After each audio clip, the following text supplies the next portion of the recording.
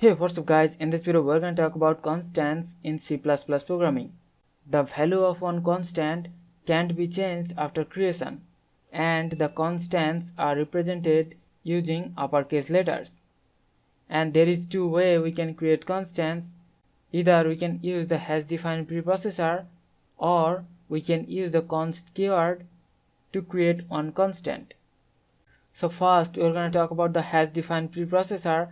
So the syntax is, first you have the hash defined followed by the identifier name and then the value.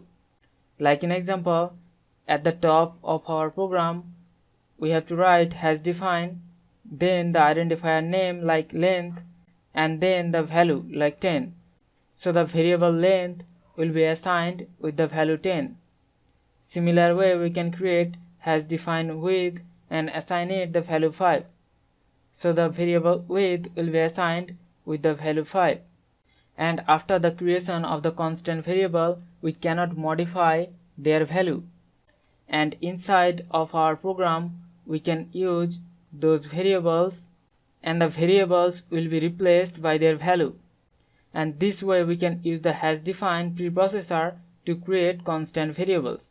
So now we're going to see how we can use the const keyword to create one constant variable. So the syntax is, first we have the const keyword followed by the data type and then the variable name, and we can assign the variable some value. Like in example, in the example program we have created two constant variable. So first we have the const keyword, then the data type like integer, and then the variable name, and then we have assigned it some value.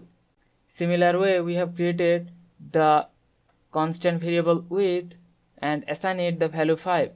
And after the creation of the constant variable, we cannot modify or change their value. So this is the way we can use the const keyword to create constant variables. So hope you understand the concept. We'll see you in the next one. Thank you.